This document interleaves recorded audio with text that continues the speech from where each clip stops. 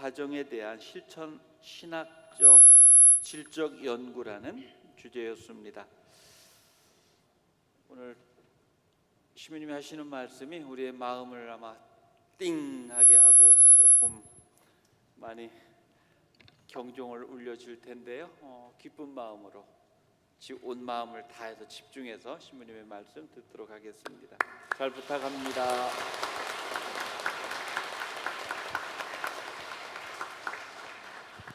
예, 반갑습니다. 오창호 사도위원 신부입니다.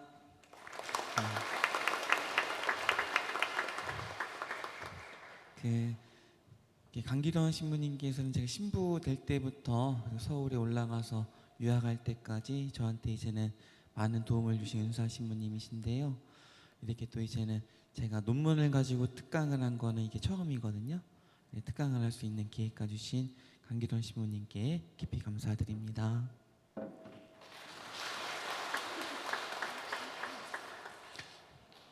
저거를 내려주면 좀 더 좋을 것 같기는 한데 스크린이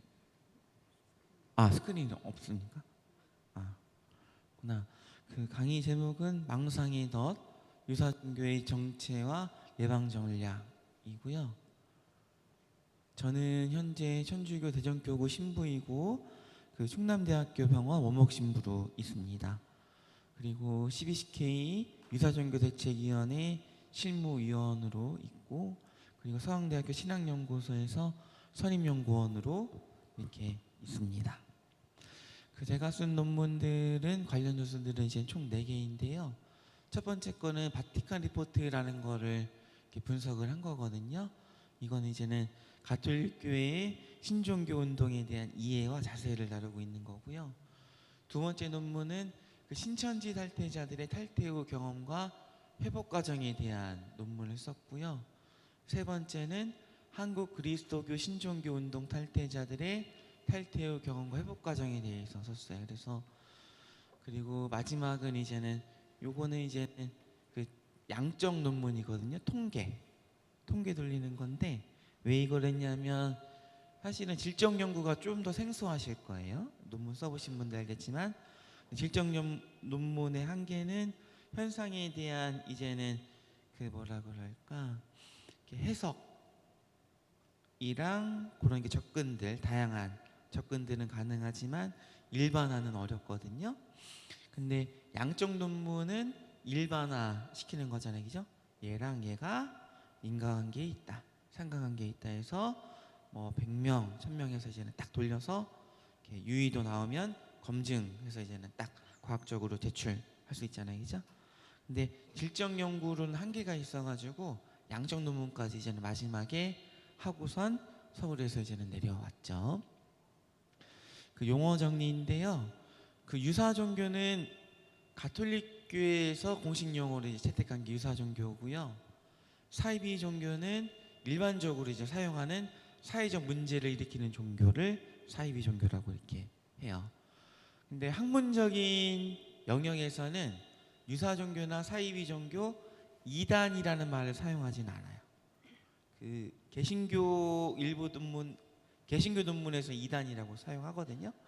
근데 종교학이나 종교사회학에서 만약에 이제는 사이비 종교, 이단 이런 말을 쓰면 잘 모르네 이렇게 돼요. 그리고 학문적 중립성이 많이 엇나갔네. 그래서 학위 논문으로는 좀 어려울 거예요. 아마 통과하기가. 지도 교수님마다 케이스가 다르긴 할 텐데 좀 어려울 거예요. 신천지 JMS 하느님의 교회는 이단이에요, 아니에요?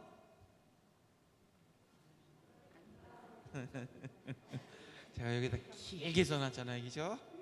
길게 써놓은 이유는 뭐겠어요? 뭔가 설명하려고 하는 거예요. 근데 목사님들이나 이렇게 뭐 TV 방송이나 이런 데 보면 이단이라고 얘기를 많이 해요. 그러니까 천주교 성당 다니는데도 신천지를 이단이라고 얘기를 해요. 근데 교회법 751조에 보면은 이 규정에 보면 이단이 되기 위한 첫 번째 조건이 뭐예요? 세례받아야 돼요. 그러니까 가톨릭 교회 몸뚱이에서 갈라져 나가야 돼요. 근데 신천지 이만희나 정명석이나 안산홍은 천주교 신자였어요? 아니었어요? 아니었어요. 그러니까 우리 입장에서는 이단이 아니에요? 아니에요. 우리 입장에서 이단이라고 얘기하면 문제가 생기는 게 내 뱃속에서 나온 새끼라는 거예요. 그러니까 이단이라고 안 해요. 우리는 신천지나 거기는 이단이 아니야라고 얘기해야 돼요. 뭐라고 얘기해야 돼요? 사이비 종교나 유사 종교라고 얘기해야 돼요. 우리 입장에서 이단이라고 얘기를 하면 내 뱃속에서 나온 내 문제가 돼요. 강의 내용인데요. 유사 종교에 왜 들어가는지 궁금하잖아요. 그죠? 그죠? 그리고 유사 종교에서 왜 못 나오는가도 중요하죠. 그죠? 유사 종교에 들어가는지 잘 이해를 하면은 왜 들어가는지 이해를 하면 어떻게 되겠어요? 안 들어갈 수가 있죠. 그죠? 그리고 유사 종교에서 왜 못 나오는가를 잘 이해를 하면 어떻게 할 수 있겠어요? 빼내올 수도 있어요. 제가 관심을 가진 거는 세 번째예요. 탈퇴 후 상황. 왜냐하면 탈퇴자들을 탈퇴, 회복 관점에서 바라보는 논문이 못 봤고 저는 사실은 탈퇴자들을 회복 관점에서 활동하고 계신 분들이 없어요. 그래서 저는 관심이 가는 게 이거예요. 네 번째는 피해 예방법. 그래서 총 4부분으로 저희가 같이 보게 될 건데요. 출처는 저희 학위 논문 챕터 5의 3 추코딩이에요. 이 추코딩인데 그 뭐냐면 나는 신이다 혹시 보신 분? 안 보신 분들이 꽤 있네요. 19세 이상이라 봤는데 안 봤다고 얘기를 하는 거예요? 아니면 실제로 안 본 거예요? 실제로 안 봤어요?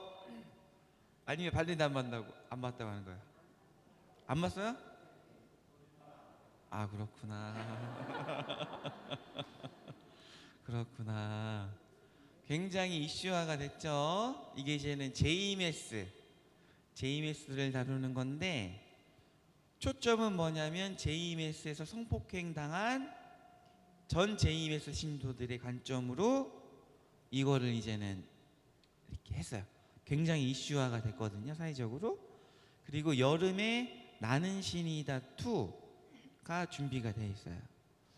이거의 장점은 뭐냐면 사람들이 관심 없이 이렇게 관심 없잖아요, 사회 종교에 대해서. 근데 사회적으로 공론화시키면서 일종의 이제 사회적 문제로 부상시키는 거, 장점. 근데 단점은 뭐냐면 굉장히 그 편향적인 시각을 일반화시켜요. 사람들은 JMS에 대해 정보를 취할 수 있는 루틴이 없잖아요. 저런 거를 통해서 JMS에 대한 정보를 인식을 하는데 나는 신이다라는 저거를 본 사람들은 JMS 탈퇴자가 20대 초반이다, 30대 초반이다라고 하면 어떤 눈으로 보겠어요?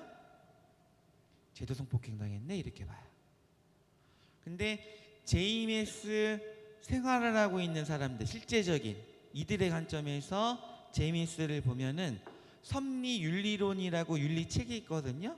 그것도 있고 거기 30개론이라고 교리도 있어요. 근데 거기에서 얘기하는 가장 큰 죄는 뭐냐면 이성죄예요. 그래서 오빠 누나 표현 못 써요. 형제 자매라고 해야 돼요. 남녀 구별 굉장히 철저하거든요. 그리고 그 사람들이 인식하고 있는 정명석은 하느님을 위해서 자신을 바친 사람. 그래서 결혼도 안 하고 여자도 모르는 사람. 굉장히 순수한 사람. 이걸로 인식을 하고 있어요. 그런데 나는 신이다라는 저거를 본 사람이 JMS 신도를 만나서 대화를 하면 어떻게 되겠어요? 대화가 안 되고 JMS 신도는 굉장히 분노를 일으킬 거예요. 왜냐하면 나는 여지껏 남자도 모르고 이성관계도 해본 적도 없고 종교생활만 했고 술 담배도 한 적도 없고 되게 투신적으로 살았고 우리 선생님도 그런 줄 알고 있는데 이 사람은 뭐라고 얘기를 하는 거예요? 정명석 성폭행범이고 니네 다 그렇지 이렇게 그런 거야. 어떻게 됐어요? 굉장히 분열을 그리고 이 다툼을 이렇게 일으켜요. 그래서 외부자적인 충격적인 사건만 조명해야 한 방송과 기사들이 초래한 낙인, 편견은 사회적 단절을 심화시켜서 이 사람들은 신천지인들, 제이메스인들, 하느님의 교회 사람들은 점점 더 자기네들 세계 속으로 들어가게 돼요. 그리고 탈퇴자들은 다양한 어려움들을 사회 적응에 있어서 겪으면서 어떻게 돼요? 불안 속에서 자신의 과거를 숨기며 살아야 돼요. 신천지 다녀왔다라고 하면 어떻게 돼요? 제 멘탈이 이상 있나 보다 이렇게 와요. 그러니까 직장생활 들어갈 때에도 대학생활 하다가 이 졸업하고 30 돼서 천입사 지원서를 넣었다. 그럼 첫 질문이 뭐예요? 그동안 뭐 했냐? 이거거든요. 근데 얘네들은 신종교 생활 한 거거든요. 신천지 생활 얘기할 수가 있어요, 없어요? 없어요. 왜냐하면 그 얘기하는 순간 얘가 그동안 어떻게 살았는지 다 무시되고 멘탈에 문제 있나 보다. 이렇게 보니까 제가 사용한 연구 방법론은 근거 이론이라는 건데요. 근거 이론은 기존에 있었던 선행 이론이나 기존에 있었던 문서를 바탕으로 분석을 하는 게 아니라요. 연구 과정을 통해서 수집 분석된 자료에 근거해서 이론을 만들어요. 1차 자료, 탈퇴자들의 진술을 바탕으로 편견이나 가정을 최소화해서 경험과 현실에 가까운 이론을 구축하는 거예요. 그래서 학문적, 과학적 증거에 기반한 객관적인 정보들을 제공해 줄 수가 있어요. 제가 이제 15명 인터뷰 분석을 했는데요. 종교도 다양하고 남녀 성별도 다양하고 연령도 다양해요. 신종교에서 S는 신천지, H는 하느님의 교회, J는 제이메스 교회, 제이메스예요. 구분해서 상담은 이제는 가족들이랑 막 싸우다가 엄마 아빠가 개신교 이당 상담소 데리고 와가지고 상담받고 나는 애들. 중도 살 때는 다니다가 이제 상처받아가지고 여러 가지 이유 때문에 나오는 친구들. 2세대들은 뭐냐 말 그대로 이제 2세대. 2세대들을 만나기 굉장히 어려워요. 어렵고 우리나라에서 선행 연구 중에서 2세대에 관련된 연구는 없어요. 신종교 패러다임 모델인데 이 중심 현상이 있잖아요, 그죠? 중심 현상은 삶의 총체적 파괴랑 종교적 망상으로 인한 후유증이에요. 이걸 만들어낸 조건들이 인가적 조건이에요. 치밀한 기반적 선교 전략이랑 필요와 열망이 위한 입교. 근데 이 중심 현상에 속하는 요소이면서 보다 넓은 그 조건이 되는 게 맥락적 조건인데 이런 것들이 있어요. 근데 이 중심 현상을 해결하기 위해서 이 사람들이 노력을 했을 거 아니에요? 그게 이제는 작용 전략이에요. 근데 이 작용 전략을 방해하거나 도와준 보다 넓은 차원 안에서의 조건들이 있는데 이게 중재적 조건이에요. 그래서 이 결과로 이런 것들이 도출이 된다라고 이제는 도표화한 거죠. 유사종교에 왜 들어가는가? 인가적 조건인데 이거를 잘 이해돼 어떻게 돼요? 안 들어갈 수가 있어요. 그리고 들어가려는 사람도 막아줄 수가 있어요. 상호해서 치밀한 기만적 선교 전략. 이거는 유사종교에서 이 사람들한테 취했던 행동이에요. 첫 번째는 뭐냐면 신분을 위장한 기만적 조직적 전도 전략이에요. 신종교인의 신분을 위장한 의도적 신분 쌓기를 통한 개인 성향 및 정보 취득인데요. 이분 같은 경우에는 5년 동안 너 신천지 다닐래? 소경부 할래? 얘기하지 않았어요. 왜냐 얘기하면 안 되는 거 아니까. 그래서 어떻게 하냐면 5년 동안 그냥 잘해주는 거예요. 그래서 이제는 육아에 대한 정보도 교환해주고, 그리고 남편과의 관계 안에서 어려움이 있으면 그것도 들어주고 하면서 5년 동안 친분을 쌓으면서 마음의 장벽들을 무너뜨려 놓은 거예요. 그러면서 어떻게 해요? 개인 성향이랑 정보를 취득해 나간 거예요. 그리고 취득하고 난 다음에 뭐 하냐면 전도 전략 회의를 해요. 일주일에 한 번 구역원들이 이 전도 대상자 있잖아요. 포인트를 정하면 이 사람에 대해서 같이 얘기를 하면서 전략들을 짜요. 그리고 점진적 체계적으로 성경 공부를 유도하기 시작하는데 무엇까지 하냐면 사주를 보는 사람 등으로 위장해서 필요와 열망을 이용해서 유도를 해요. 이 친구 같은 경우에는 아킬레스건이 가정이었어요. 장녀였었는데 어머니 아버지는 어렸을 때 이혼했고 밑으로 동생 둘이 있어요. 장녀로서 가정에 대한 책임감을 가지고 살았는데 마지막에 이 친구가 친분 맺기에서 그 다음에 심리검사까지 갔는데 이제 그만 하겠다라고 얘기할 그때에 카페에서 기다리고 있는데 무당이 와요. 근데 이 무당은 뭐예요? 신천지인이고 이 친구의 아킬레스건을 알고 있고 가정사까지 알고 있는 사람이에요. 신천지인인데 무당으로 가정에서 종교적 공부, 그러니까 성경 공부를 하지 않으면 집이 어려워진다라고 얘기를 해요. 그래서 어떻게 했겠어요? 이 친구가 취직 준비하던 거 내려놓고 성경 공부했어요. 위장활동을 통한 전도 시도도 해요. 뭐냐면 노방전도라고 이렇게 얘기를 하는데요. 뭐냐면 다양해요. 설문조사나 뭐 인터뷰 요청, 그리고 중고등학생들. 이게 뭐냐면 내 딸이 인물이 그 정도까지는 아닌데 연예기획사에서 왔다 라고 한번 의심해봐야 되는. 왜냐하면 JMS는 모델이나 연예기획사, 치어리더 이런 쪽으로 접근해와서 이렇게 이제는 전도를 하는데, 문제는 뭐냐면 이 친구들이 연예기획사나 치어리더나 아니면 뭐 모델 그쪽으로 가잖아요. 근데 실제 모델 활동을 하고 있는, 실제 연예기획사를 하고 있는 JMS 신도예요. 그리고 거기에서 모델 활동하고 있는 친구들도 JMS 신도들이에요. 그러니까 진짜인 거예요. 심리 상담이나 멘토링 등을 통해서 점진적 체계적으로 성경 공부를 유도를 해요. 심리 상담이나 멘토링 필요 없으신 분 없적이죠? 청년들은 더 많이 필요하잖아요, 그죠? 이런 것들을 통해서 뭘 해요? 개인정보 파악을 하고 그 다음에 성경 공부회로 유도하는 거예요.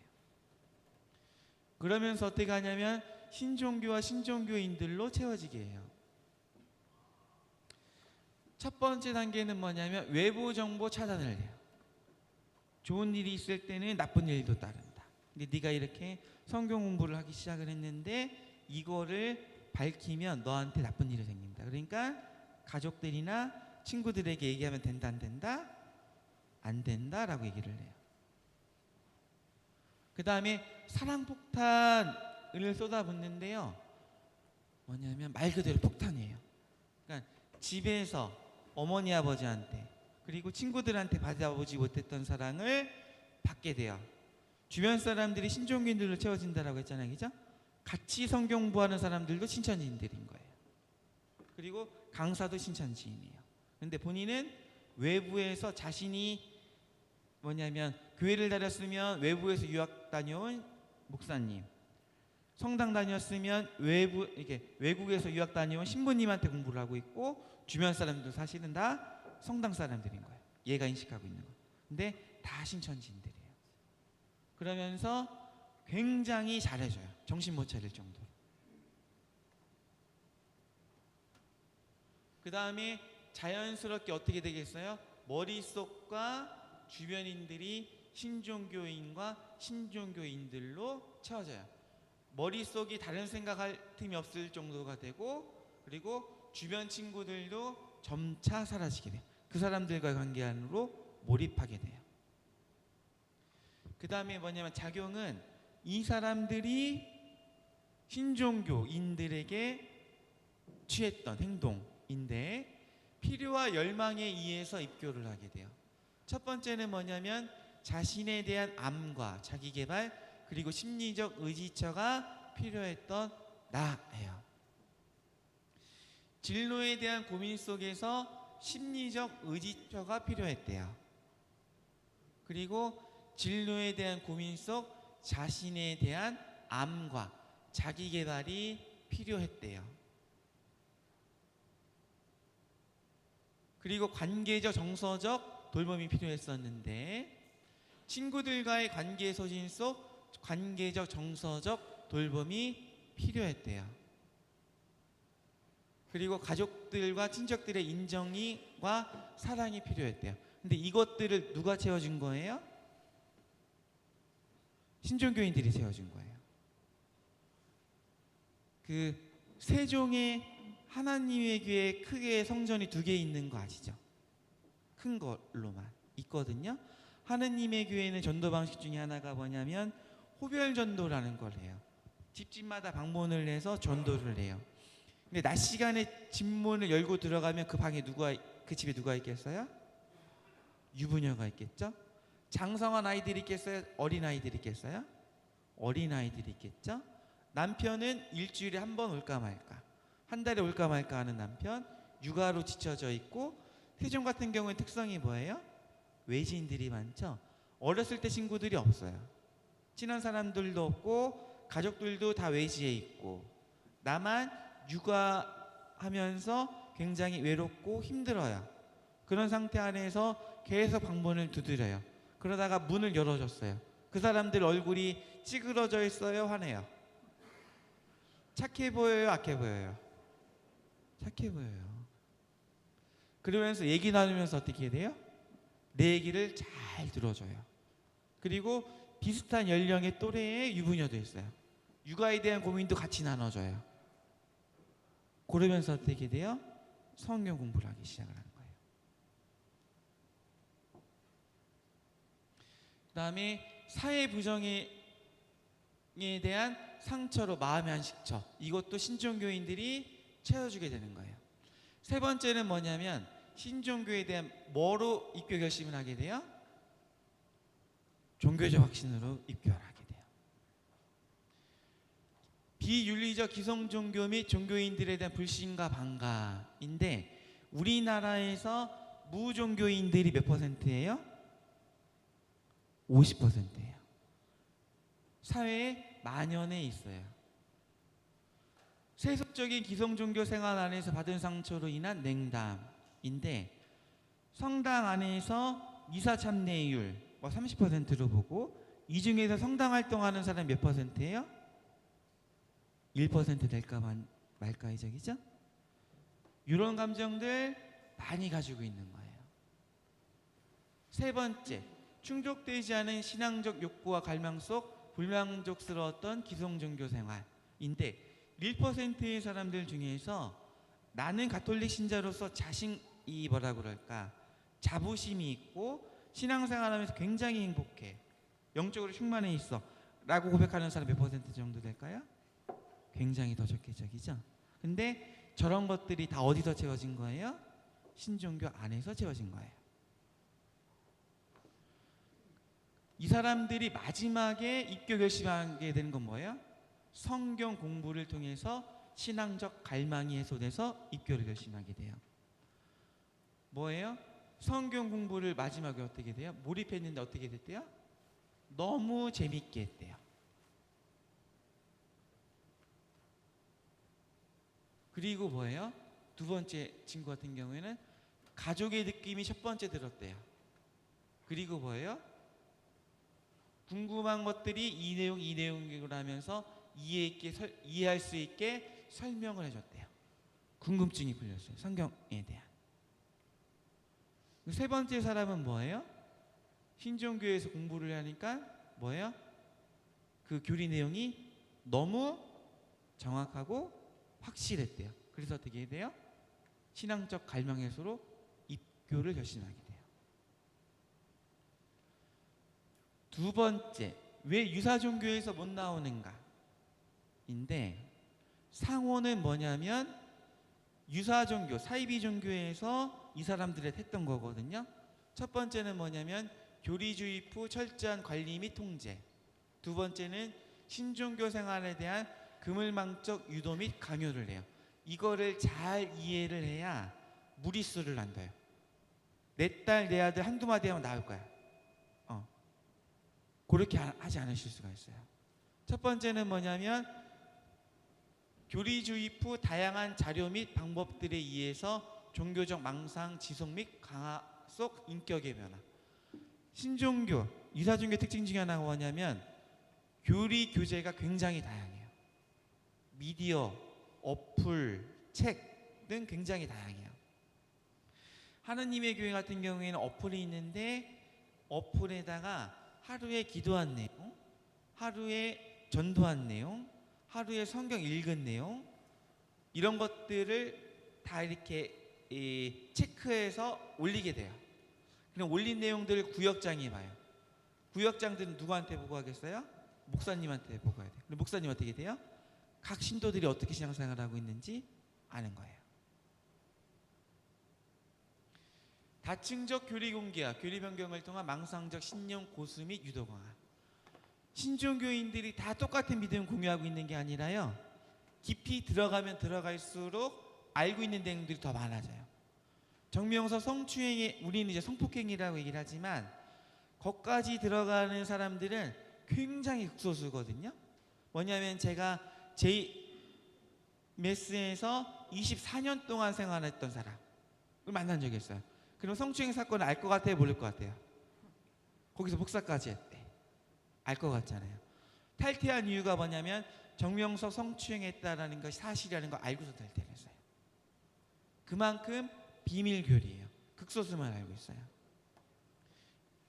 그러면서 뭐냐면 받아들일 수 있을 정도까지만 오픈해 놓는 거예요. 계속. 그러면 어떻게 돼요? 점점 더 빠져들게 만드는 거예요. 그러면서 망상적 신념을 고수하게 하고 강화시켜요. 외부 정보 및 외부인과의 관계 차단 및 유도 및 강화를 해요. 이 세상 자체는 악한 영에 의해서 다스려지고 있어요. 그러니까 미디어나 신문 이런 데 나오는 거 다 뭐예요? 악한 영에 의한 거예요. 외부인도 뭐예요? 사탄에 의해서 움직여지는 세상 속에 살고 있는 사람들인 거예요. 그러니까 만나면, 접촉되면 마치 병균이 나한테 옮겨지듯이 그렇게 내가 안 좋아지는 거예요. 영적 상태가. 신종교 성악학적 내부 정보 통제를 해요. 뭐냐면은 외부 사람들에 대한 악마화라고 얘기를 하는데, 제이미스 같은 경우는 인사탄이라는 표현을 써요. 뭐냐면 정명석이 왜 재림주냐면 2000년 전 예수의 영이 정명석한테 임했기 때문에 정명석은 재림주가 돼요. 그런데 사탄의 영이 내 부모한테 임했어요. 그러면 내 부모는 뭐가 되는 거예요? 인사탄이 돼요. 그런데 나는 재림주, 이 시대에 출입 예수도 박해받았듯이 박해받고 있는 재림주를 따르고 있고, 그 재림주가 완성하려는, 출입 예수가 완성하지 못한 창조 역사를 완성하는 데 기여를 하고 있고 노력을 하고 있는데, 부모가 외부에 이상한 정보 들어서 선생님이 성폭행범이라고 얘기를 하고 있고, 그리고 네가 사이비 종교 다니고 있다라고 얘기를 하면서 거기를 못 나가게 만들어. 그럼 어떻게 되겠어요? 인사탄이 돼요. 그러면 부모한테 욕을 하거나 혹은 심리적으로, 심지어는 물리적인 폭행까지 가능해도 그거는 내가 뭘 한 거예요? 신앙을 위해서, 하느님을 위해서 행동한 거예요. 그리고 외부 정보 왜곡 및 반증을 해요. 나는 신이다 나갔었을 때도 내부 반증 교육을 했었고요. 이번에 나갈 때도 반증 교육을 할 거예요. 신천지 같은 경우에도 무슨 사건 사고 터지잖아요. 그럼 내부 반증 교육을 반드시 해줘요. 외부 정보를 들으면 이 사람들이 그런가 하거든요. 그러면은 계속 만상적 신념을 고수 유지시키기 위해서 외부 정보에 대한 반증 교육을 해줘요. 그리고 삶 전체에 대한 관리 및 통제를 하는데, 어느 정도 수준이냐면 구역장이 내가 아침에 일어나서 자기 전까지 모든 상황들을 알고 있다고 보시면 돼요. 그리고 본인도 그렇게 보고를 해요. 왜냐하면 보고하지 않고 벌어지는 일들에 대한 책임은 너한테 있어. 예요.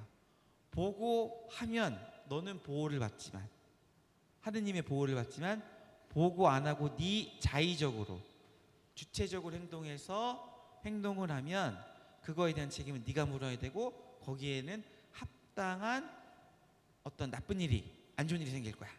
이렇게 얘기를 하거든요. 그러면 사회적 경력을 쌓지 못해요. 그러니까 돈도 많이 못 모으고요, 알바 생활하고요, 정식 직장 못 가져요.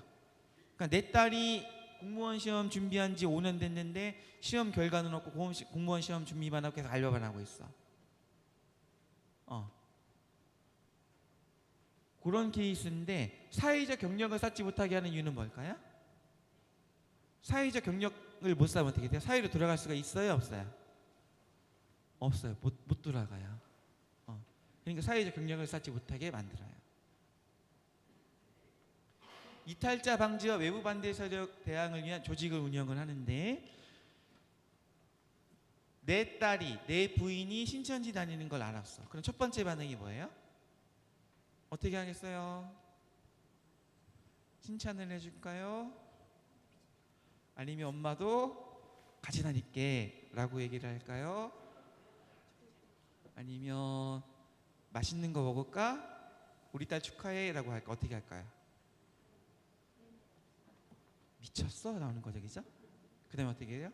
남편한테 알리죠? 그럼 어떻게 돼요? 그 다음에 또 어떻게 돼요? 친척들한테 알리죠? 그러면서 얘는 어떻게 돼요? 가족 안에서 문제아가 되죠.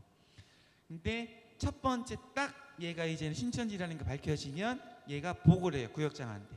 그럼 구역장은 섭외부라는 데 보고를 해요. 섭외부는 뭐냐면 JMS는 대외협력부라는 게 있어요. 뭐냐면 이런 일이 발생을 했었을 때 얘를 관리해 주는 부서예요. 근데 여기에는 법률을 자문해 줄 수 있는 법조인도 있어요. 변호사나 검사도 있어요.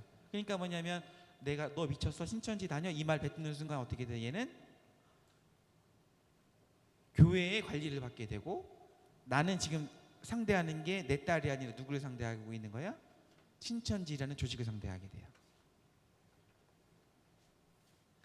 성경 그 다음에 헌신적 신종교 생활에 대해 그물망적 유도 및 강요를 하는데 첫 번째는 성경의 권위를 이용을 하고 두 번째는 현세적 내세적 보상과 불행을 이용해요. 잘못되면 네가 신종교 생활 게으르게 하는 거, 잘 되면 신종교 생활 열심히 하게 한 거, 이렇게 돼요. 그 다음에 서열적 구원교리 변경과 서열적 구원관 주입을 해요. 이 사람들은 종말이 얼마 남지 않았거든요.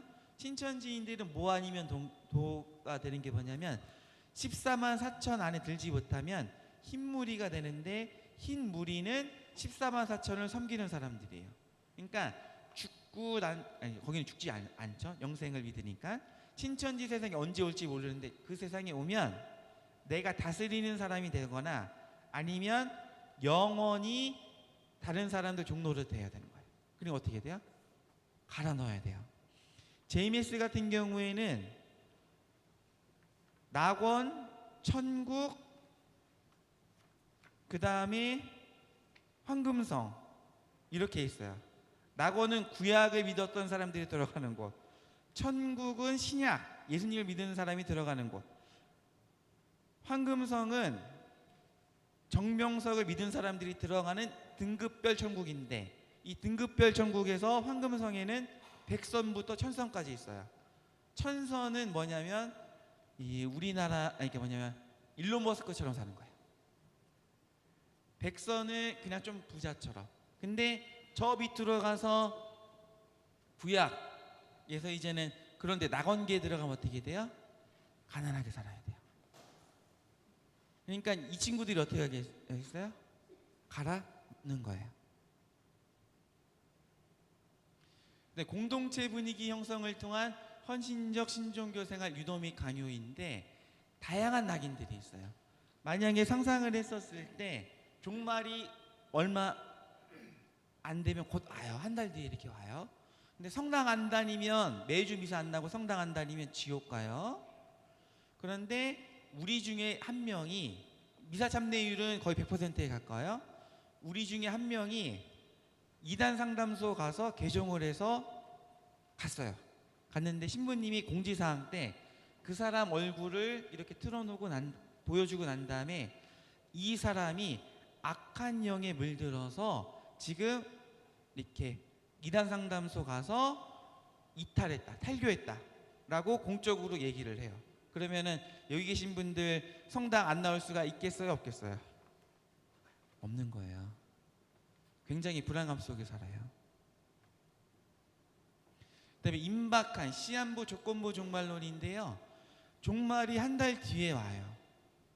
한 달 뒤에 오고 거기에서 이제는 내가 제사장이 될지 다스리는 제사장이 될지 지옥 갈지 이게 결정이 돼요. 근데 남편이 신천지 가지 말라고 얘기를 해요. 그럼 어떻게 하겠어요? 남편은 일단 지옥 가. 이혼하겠죠? 직장 생활하는데 종말이 얼마 남지 않았어. 근데 내가 전도도 못하고 성경 말씀도 못 읽고 수요 예배도 못 나가고 이렇게 돼. 그럼 어떻게 됐어요? 직장을 그만두겠죠, 그죠? 종말이 얼마 안 남았으니까. 그다음에 지속적인 행사들을 하는데 크고 작은 행사들을 많이 해요. 행사들을 통해서 여기에 신경 쓰게 만드는 거예요. 딴 데 신경 못 쓰게 만들고 대규모 행사를 통해서 자신감이 드러나게 해요. 뭐냐면 20명, 만 명, 30만 명 모이면서 우리가 이제 이단이라고 핍박받았지만 봐라, 신천지로 사람들이 몰려오고 있다. 이런 자부감을 줘요.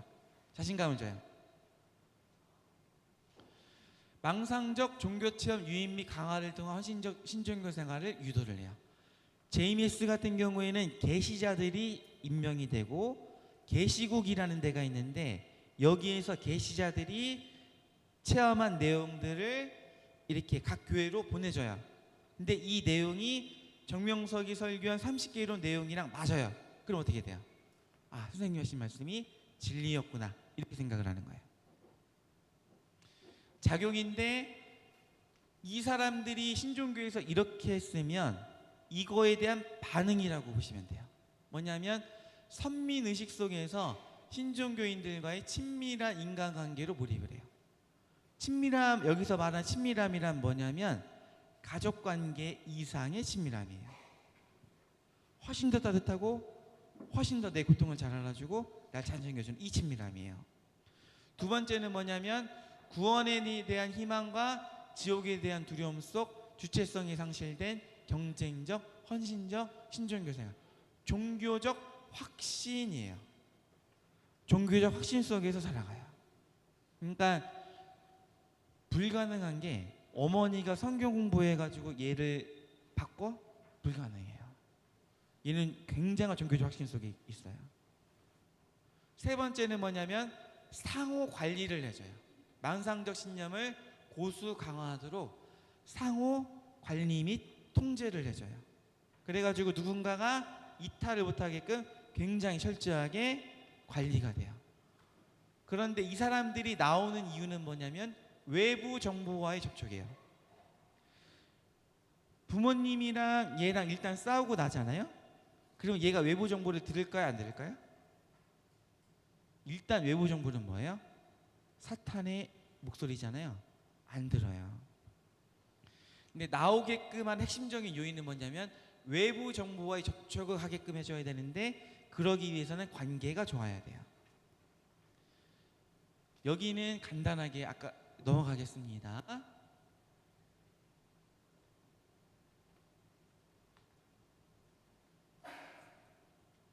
그러면 질문. 이 사람들이 신종교에 들어가고 생활하는 게 세뇌인가 종교 중독인가 아니면 다른 것 때문인가? 뭐 같으세요? 이렇게 얘기를 제가 들으면 저도 세뇌 당하셨구나라고 생각을 하는데, 왜냐하면 아까 들었던 내용 중에서 세뇌 전문가라는 얘기 들어봤어요? 못 들어보셨어요? 세뇌 전문가가 있어야죠, 그죠? 세뇌 전문가가 있어야 세뇌를 시킬 수가 있어요. 근데 JMS든 신천지든 하느님의 교회든 세뇌 전문가가 있어요, 없어요? 없어요. 세뇌 전문가 양성 과정이 있어요, 없어요? 없어요. 또 하나는 뭐냐면 이탈률이 높아요. 전도를 할 때 이탈률이 높고요. 전도하고 난 다음에 들어와서도 이탈률이 높아요. 이건 뭘 의미해요? 얘네들이 세뇌되지 않았다는 걸 의미해요. 두 번째, 종교 중독. 중독의 특성 중에 하나, 중독의 가장 본질은 뭐냐면 현실 도피거든요. 어려운, 불편한 감정, 불편한 상황을 잠깐 피하려고 담배 피고 술 마시고 이렇게 하는 거예요. 도박도 하고. 그런데 현실 도피적인 측면이 있었어요, 없었어요? 없었어요. 뭐 때문에 들어갔다고 했었어요? 필요와 열망 때문에 들어갔다고 했잖아요, 그죠? 필요와 열망 때문에 들어간 이유는 뭐예요? 현실 문제 해결하려고 들어간 거예요. 그러니까 세뇌도 맞지 않고 종교 중독도 맞지 않아요. 이거는 제가 그 공유된 종교적 망상장애 3다프트 모델인데요. 왜 들어갔냐면 첫 번째는 종교 사기예요. 두 번째는 필요와 열망이 상호작용을 해서 종교적 망상에 빠지는데 이게 공유된 정신병, 상호 관리 및 통제를 해줘요. 그러면서 개인적 사회적 기능 장애가 일어나고 그런데 변하지 않아요. 이 믿음이 기능 장애가 있음에도 변하지 않아요. 그러면서 외부 세계와의 관계 안에서 계속 발생되는 거 뭐예요? 갈등 및 파괴가 발생이 되거든요. 친구 관계, 가족 관계, 사회 관계 다 파괴되거든요. 근데 이 친구들이 다시 종교 망상에 빠져요. 왜냐하면 막대한 투자 때문에 그래요. 뭐냐면 이렇게 빠찡고나 이런 거 해본 적 있어요, 없어요? 우리는 성당 다니기 때문에 그런 거 안 할 거예요, 그죠? 그런데 그 심리가 뭐예요? 한 번 했는데 다음에 안 될 거라고 생각을 해서예요? 아니면 될 거라고 생각을 해서요? 될 거라고 해서 계속 하는 거예요. 그럼 돈을 잃어요. 그걸 뭐라고 얘기하냐면 매몰 비용의 오류라고 해요. 막대한 투자가 있기 때문에 그 전에 이 친구들이 했었던 것들에 대해서 완전히 부인하기 어려운 거예요. 그러니까 투자 비용 때문에 다시 신념 강화하는 쪽으로 선택을 해요. 탈퇴 후 상황, 중심현상인데 삶이 총체적으로 파괴되고 종교적 망상으로 인한 후유증을 겪게 돼요. 여기도 간단히 넘어갈게요. 그런데 뭐냐면 심리적 소용돌이성 자기붕괴로 인한 자살 충동이 일어나요. 10중 8구. 가족분들이 얘가 빠졌다고 생각을 했었을 때 신경성을 빼내오는 데 관심을 갖거든요. 근데 사실은 뒤가 훨씬 더 중요해요. 자살 충동 이것 때문에. 그래서 관리 및 이 지원 체계가 굉장히 중요해지거든요. 삶이 총체적 파괴가 되고요. 종교적 망상으로 인한 후유증들을 겪게 돼요. 유사종교 피해 예방법인데요. 안 들어가는 방법, 개인 차원 뭐냐면 성당 밖에서 성경부 안 하면 절대 들어갈 일이 없어요. 성경 공부에 확신이 생기고 난 다음에 통제 시스템 안으로 들어가거든요. 근데 성당 밖에서 공부를 안 하면 교회에서 인간의 성경 공부가 아닌 거를 공부하지 않으면 들어갈 일이 있어요, 없어요? 없어요. 근데 이런 경우가 있어요. 뭐냐면 본인이 소위 똑똑하다는 사람들, 그래서 한번 들어보고 내가 결정하겠다, 이런 사람들이 있거든요. 그런데 제가 만난 대부분의 친구들은 대부분 대학이 인서울이에요. 그리고 10위권 안에 드는 서울의 10위권 대학 안에 드는 친구들도 굉장히 많이 만났거든요. 근데 이 친구들이 신학 전공자예요, 아니에요? 아니에요. 그러니까 사이비 종교의 교리를 들었었을 때 이거를 분별 혹은 식별할 수 있는 능력이 없어요. 그래서 들어가는 거예요. 그러니까 외부에서 성경부 안 하면 들어가지 않아요. 가정적 차원인데요. 피해자 발견 시 바로 어떻게 해야 돼요? 전문가한테 연락해야 돼요. 내 부인이 결혼을 해가지고 10년 동안 살아서 애가 둘이야. 근데 나 10년 뒤에 여보 나 사실 신천지 다녀, 혹은 하느님의 교회 다녀 라고 얘기를 했어. 그럼 어떻게 해야 돼요? 바로 연락을 해야 돼요. 미쳤어? 라고 하면 그때부터 어떻게 돼요? 인사탄 되고요. 하느님의 교회 신천지랑 조직이랑 싸우게 돼요. 나 잠깐 생각할 시간 좀 줘 라고 얘기를 하고 전문가한테 바로 연락을 해야 돼요. 자식이 빠진 경우에도 마찬가지예요. 보통 부모님들이 착각하는 게 뭐냐면 내 새끼 내가 잘 알고 내가 빼낼 수 있다고 생각을 해요. 근데 절대 그러지 않아요. 그러니까 발견이 되면 엄마 아빠한테 잠깐 생각할 시간을 줘 라고 얘기하고 전문가한테 바로 연락을 하셔야 돼요. 그 다음에 본당 차원인데 개신교 같은 경우에는 2단 예방주간 이런 식으로 한 주간을 정해서 1년에 한 번 정도 예방교육 이런 것들을 해요. 그래서 정기적으로 이런 교육들이 필요하고요. 왜냐하면 사이비 종교도 리뉴얼이 돼요. 전도 방식이랑 여러 가지가. 그리고 본당 내 신고 연락망 마련인데요. 신천지인들이 성당 와서 미사 보는 거 이상해야 할까요? 아니면 당연시 여길까요? 보통 이제 이상하게 여긴다고 생각을 할 수도 있거든요. 근데 신천지 입장 안에서는 뭐냐면 지금 신천지 세상이 이루어지고 있는 역사 안에 있는 거거든요. 그런데 여기 계신 분들은 뭐냐면 너무나 어리석게도 이 시대 메시아를 못 알아와서 신천지 세상이 이루어지고 있는 걸 모르고 있는 거예요. 그러면 어떻게 하겠어요? 내가 착한 마음에 여기 안에 들어와서 착한 사람들을 거두어서 신천지 세상이 이루어지겠다는 거 알려줘서 신천지로 데리고 가야 되겠죠. 그게 뭐예요? 선행인 거예요. 그러니까 그리고 또 하나 가족들에게 숨기기 위해서도 와요. 분명히 있을 거예요. 이거는 거의 10중 8구 대부분 와 있다라고 보셔도 무관합니다. 그리고 제가 마지막에 부탁드리고 싶은 건 뭐냐면, 그래서 그런 분들이 발생이 되면 알려야 됩니다. 알려야 되고, 마지막으로 부탁드리고 싶은 건 탈퇴자들을 위한 사목적 한때예요. 탈퇴자들은 탈퇴하고 난 다음에도요, 이 뭐라고 그럴까, 정신적으로 문제 있는 사람 취급을 받아요. 알코올 중독자는 알코올 중독에서 벗어나면은 정상인으로 왔다고 인정을 받거든요. 근데 사이비 종교 갔다 왔다라고 하면 정신적으로 지금도 문제 있다라고 여겨져요. 그래서 이 사람들을 환대해 주지 않으면 이 사람들은 다시 신종교로 돌아갈 수밖에 없어요. 왜냐하면 적응하기 너무 힘들고 그러니까. 그래서 이 사람들을 따뜻하게 사목적으로 환대해 주시기를 부탁드리고 싶습니다. 그리고 질의응답 마지막인데요. 시간 관계상 받기는 어려울 것 같고, 그래서 제 연락처를 사무장님이나 이렇게 알고 계시니까 그 사무장님 통해서 저 연락처 이렇게 얻어서 궁금한 게 있으면 물으시고, 혹시 필요한 도움이 있으면 저한테 도움을 청하면 제가 능력이 되는 것 도움드리도록 하겠습니다. 이상입니다. 감사합니다.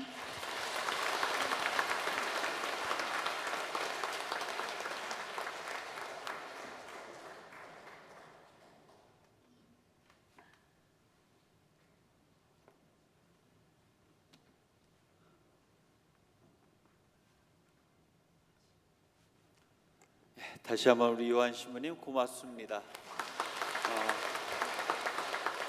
성령 강림 대축일에 복음을 전하기 시작한 교회의 시작이 바로 오늘입니다.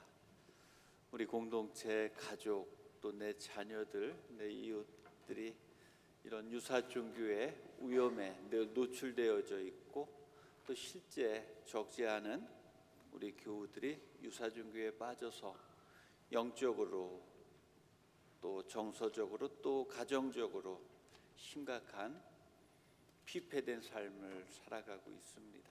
그래서 가장 중요한 것은 예방입니다. 예방. 그래서 우리 공동체가 나홀로 신앙을 늘 걱정하고 서로가 서로에 대한 관심, 사랑과 배려가 있을 때 우리는 함께 하느님 안에서 기쁨으로 우리의 삶을 살아갈 수 있을 겁니다. 그래서 우리가 하느님 중심으로 서로에 대한 친교와 일치를 이루는 우리 공동체 만들어가는데 더 노력하도록 합시다. 다음에 시모님 한번 또 모시고 그때는 좀 더 구체적으로 유사 종교의 어떤 교리 포함한 좀 실상들을 좀 더 자세히 알 수 있는 그런 특강의 준비를 마련하도록 하겠습니다. 고맙습니다. 모두